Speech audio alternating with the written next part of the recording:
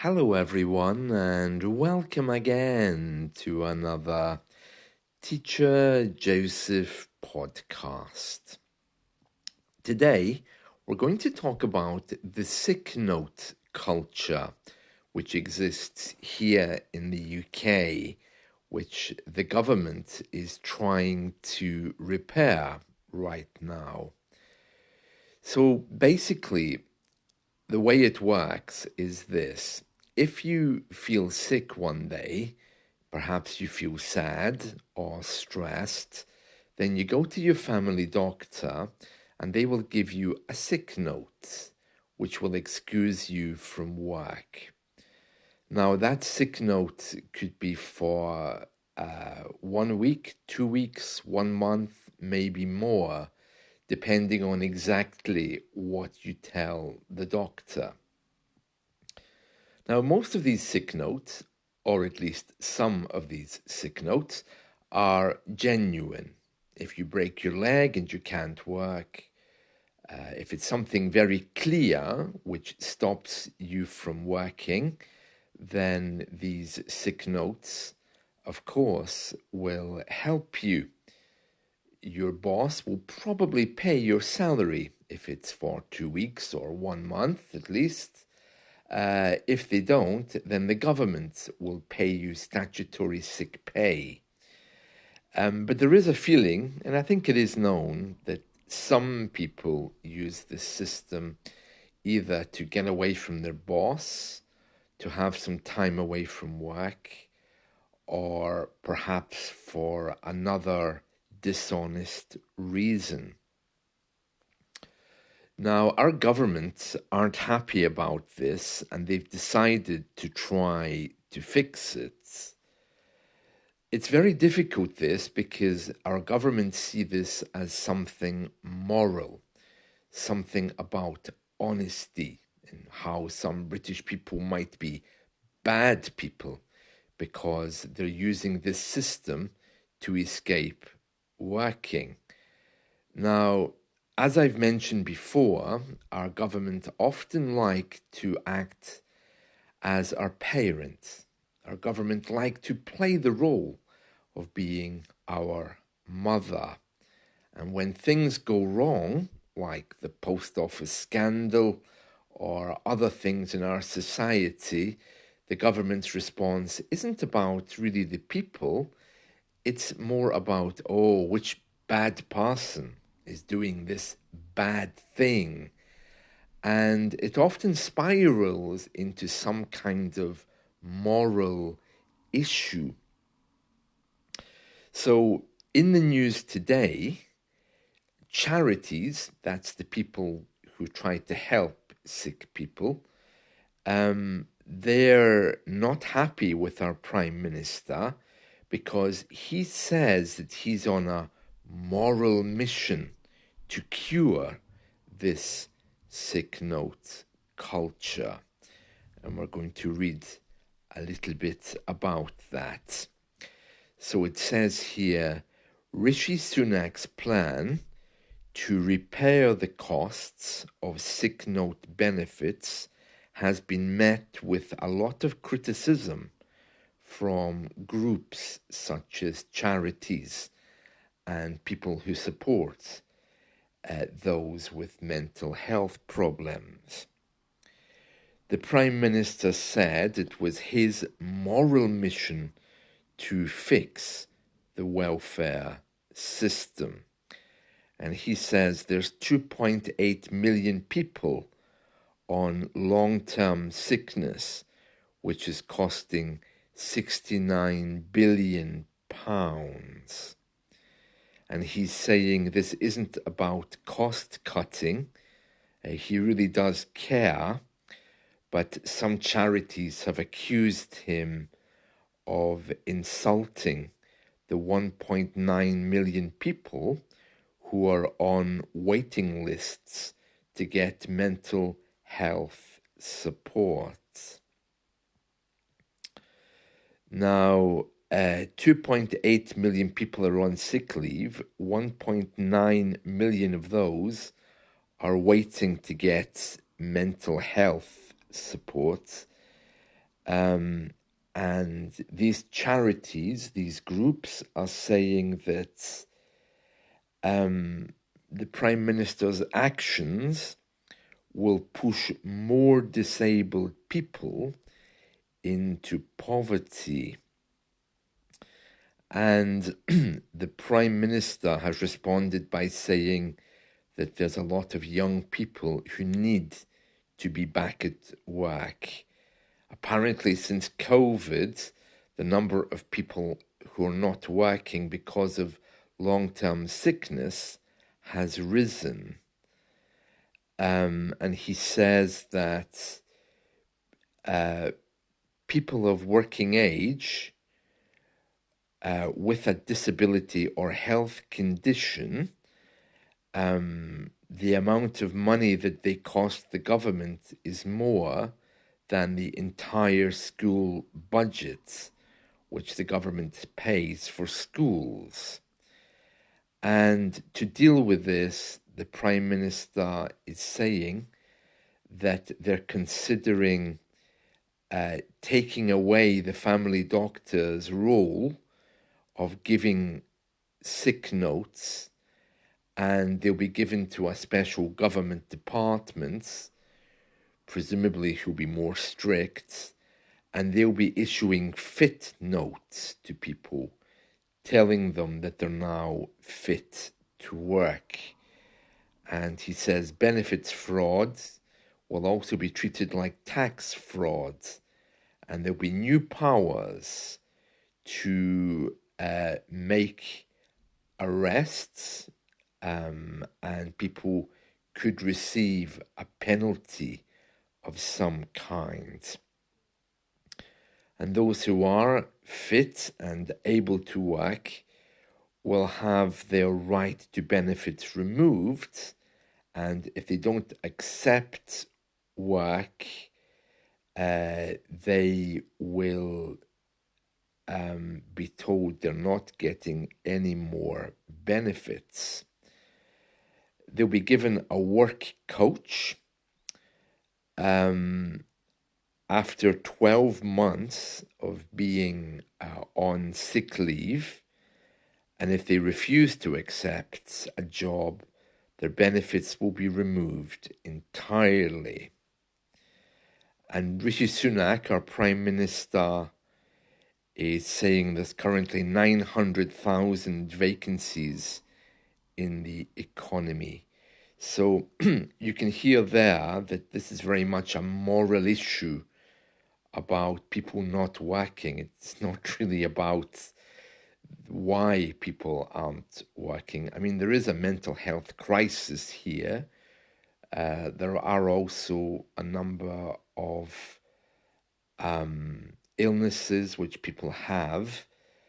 It's very difficult, this. Mental health is always an issue which is difficult to prove, but he does seem to be insulting people.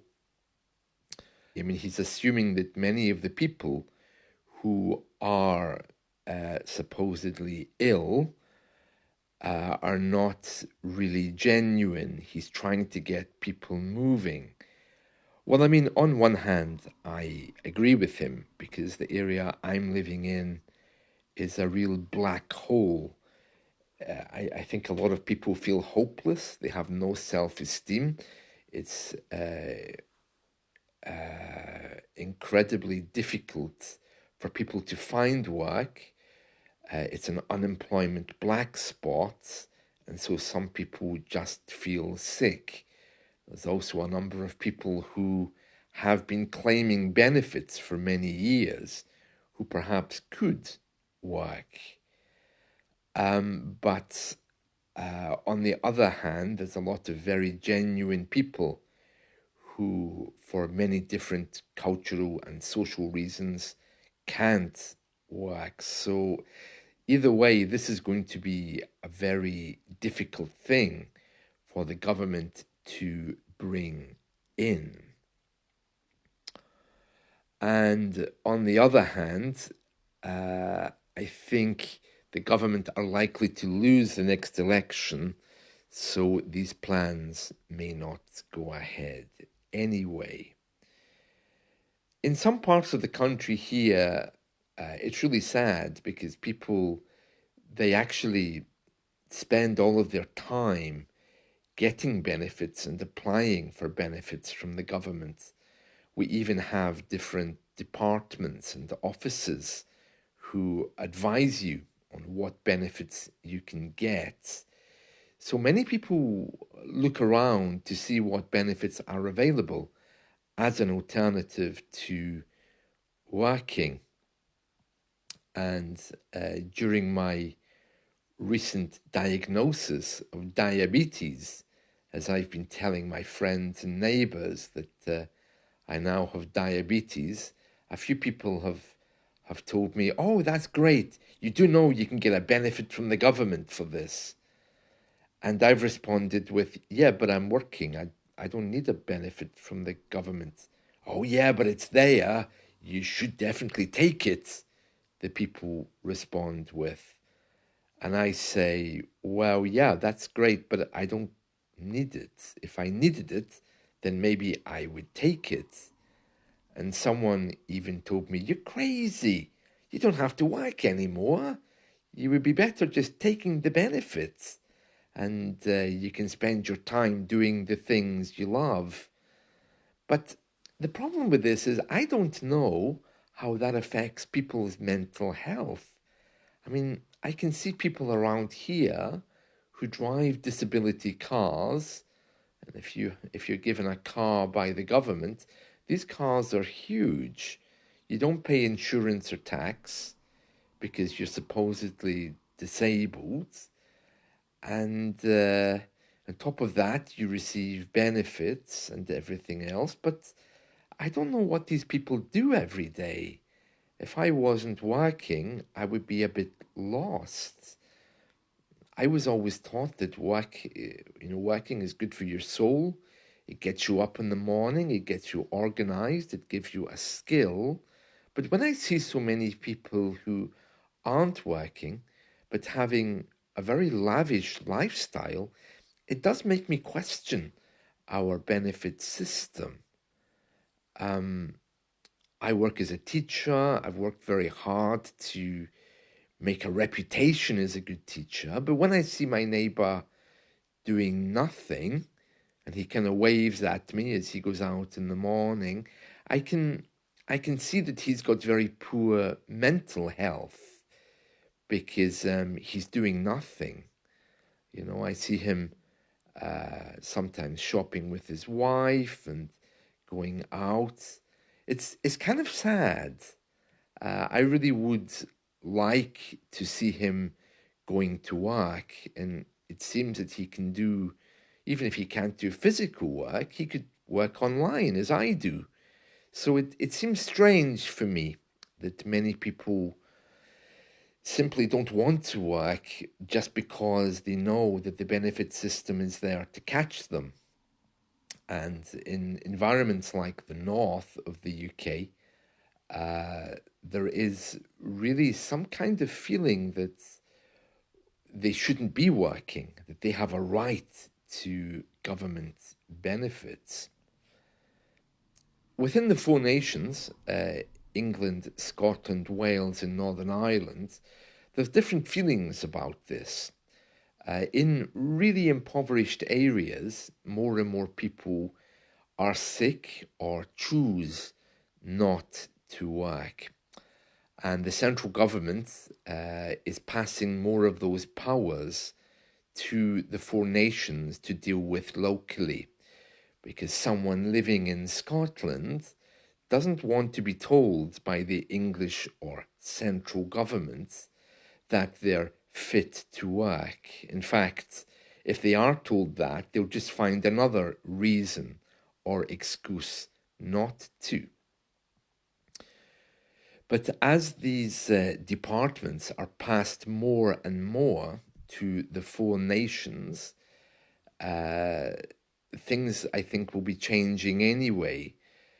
The department that looks after benefits recently has been passed from the central government to the Scottish government, for example, so that the Scottish government now will be responsible for the people who live there and for deciding whether they should receive benefits.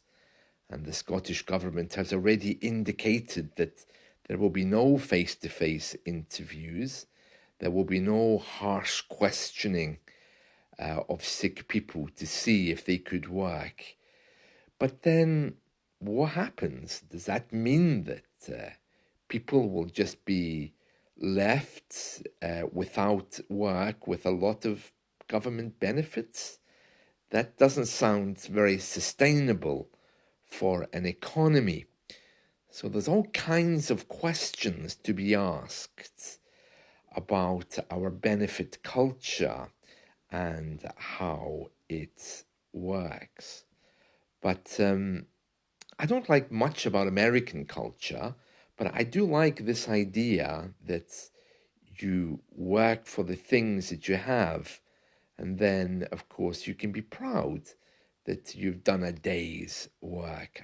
I don't get this idea of being at home and doing nothing and being happy with that. I think that would seriously affect my mental health if I tried to do that. I mean, even studying might be a good alternative for people who aren't able to work. Well, that's it from me. I hope that's explained a little bit more about our sick note culture here in the UK and how they're going to try to fix it. As usual, this will probably die as a new government comes in towards the end of the year. See you. Bye.